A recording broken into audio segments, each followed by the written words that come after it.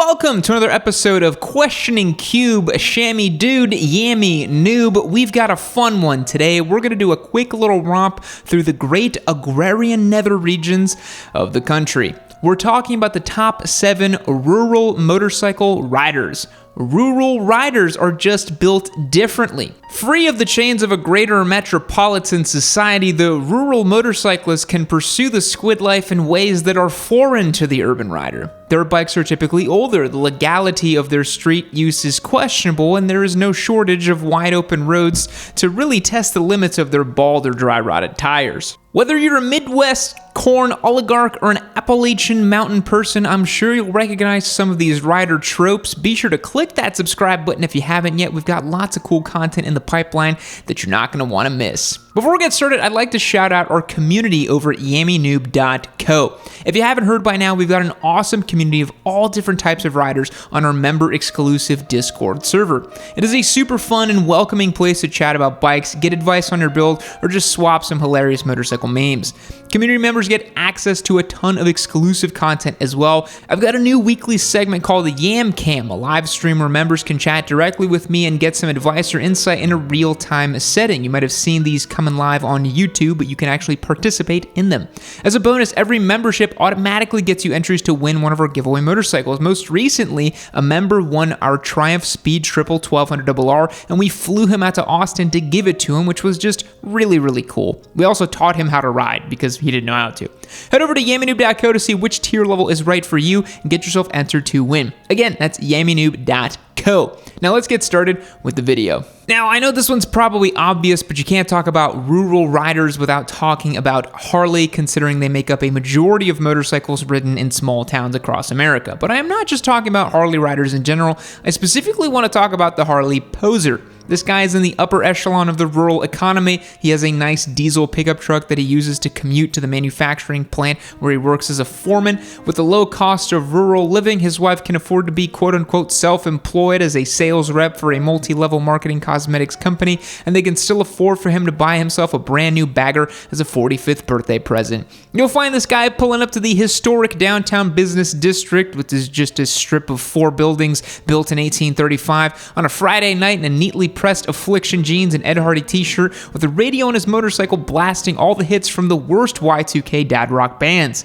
The setting sun glistens off of his wallet chain as he awkwardly waddles his bagger backward of the most primo parking spot in front of the local bar and grill so all the patrons can ogle his badass ride. Then after a prime steak dinner and a few Leinenkugels, he backs the bike up to home in the garage where he spends 99% of its life. Not before warming it up with a dozen or so twists of the throttle so everyone can hear his Screamin' Eagle exhaust pipe. Alright, so we know every rural area has its handful of Harley posers, but just as faith cannot exist without disbelief in this shared delusion of reality, the Harley poser cannot exist without the OG Harley lifer. This guy is different from the generic Harley rider from the last entry in about every way besides the brand of motorcycle they ride. Unlike the weekend warrior, a real deal Harley lifer rides a 35-year-old FXR or Electra Glide nearly every day of the week and has 1 or 2 Ironhead projects in his garage. The OG Harley guy has never been inside a dealership in his life. He bought his bikes used for a couple grand 20 years ago and does all his service himself. He doesn't buy just all of his parts out of the Screaming Eagle parts catalog, but is familiar with all the best aftermarket brands too. The rural Harley lifer doesn't baby his bike, and it has plenty of patina to show for it. He'll do hard launches from every stoplight, roasting the rear tire all the way, holding a lit cigarette in his mouth. He isn't the HD brand simp like the suburban Harley rider and doesn't own an entire wardrobe of officially licensed Harley merch. The OG Harley lifer won't be one to make typical comments about real bikes, but he won't really recognize anything other than a Harley as a motorcycle. For this type of guy, Harley-Davidson and motorcycling are essentially synonymous, and he is potentially part of a criminal organization. All right, thanks for bearing with me for the Harley talk for a minute. The next rural rider is the novel sport bike rider. This guy is the only sport bike rider in town, and he loves his crotch rocket dearly. He is usually riding something like a Ninja 500 from the mid-90s. It'll have Fox Racing or energy drink stickers, zip-tied fairings, and an eBay special slip-on exhaust that sounds like a Honda Civic with an exhaust leak. This guy spends all his time talking about how slow everyone's Harleys are compared to his crotch rocket, which again is a 25-year-old Ninja 500. This guy is like if your typical Jigsaw squid had a baby with Cletus from The Simpsons. Anytime he is next to another bike at a stoplight, he is adamant about initiating a drag race even though his clutch plates are so smoked he can't rev past 3,500 RPM without it slipping. This sport bike rider perfectly demonstrates the build quality of Japanese motorcycles because he has never changed the oil or properly winterized his bike, and it just starts up with a tank full of 4-month-old ethanol-rich Midwest gas.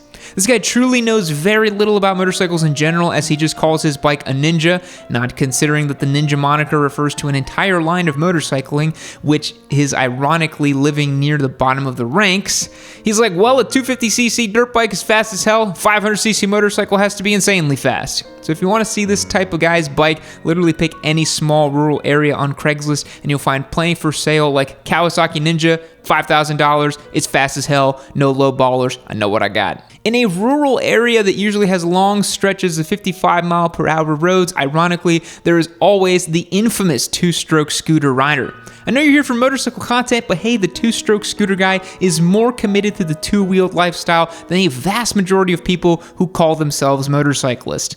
This guy is usually a sort of mythological creature with tons of folklore around the town. There are rumors that he has a glass eye or a hook for a hand, although no one has actually seen him in person. They only see him riding the two-stroke scooter down the side of the road at all hours of the day, regardless of weather conditions. You know that scooter has lived through many winters as the salt on roads has rusted a hole through the exhaust.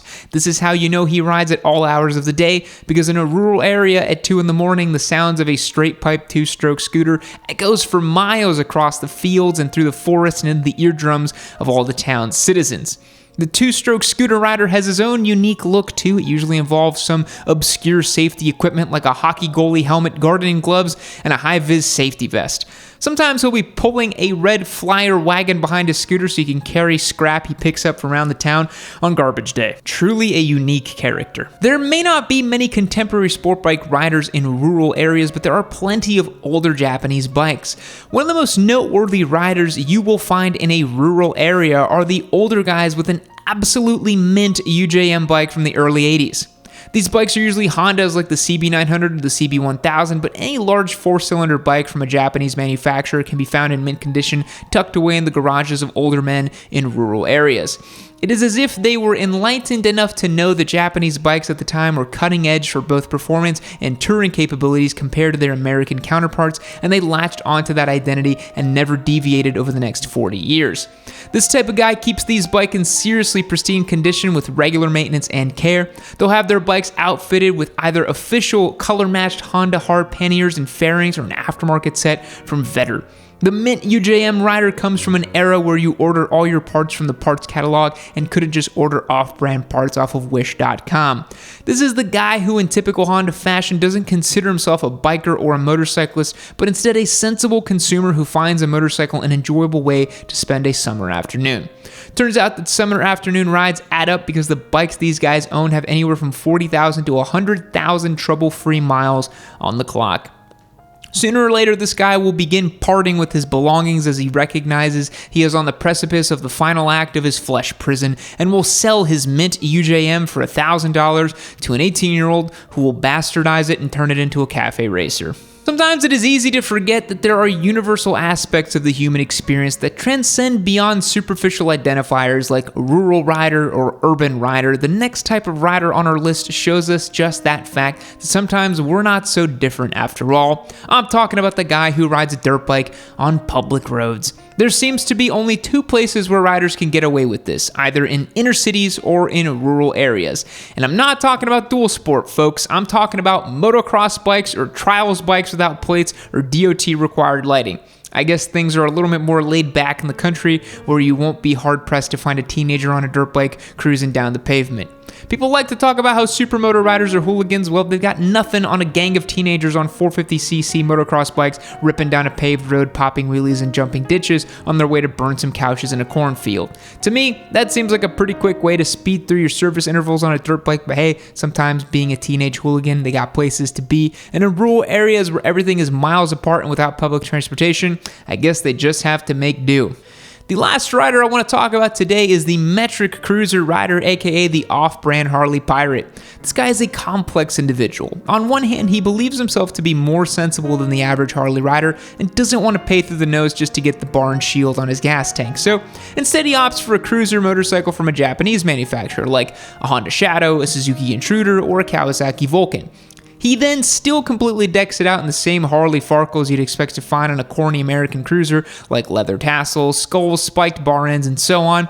You know what I mean. So it's like he really wanted to be in that scene, but just really couldn't justify the cost of entry, so he just operates adjacent to it. This guy's wife also rides, but she gets stuck on a Rebel 250, or if she's lucky, a Suzuki Boulevard S40. On the weekends, the two of them can be seen riding at a leisurely pace in half helmets, matching leather jackets with tassels, and a crispy white Reebok sneakers. This metric cruiser guy still calls his bike a Harley because most of the normies he associates with just can't tell the difference. Thanks for making it to the end of the video. If you enjoyed this one, please do take a minute to hit subscribe and click the notification bell so you can be the first in line to get the hot and steamy new content that you've come to gobble up so well. Fact: a common souvenir people bring back from the US are red Solo cups. This is considered a novelty as many party scenes in the US use these cups. Goodbye.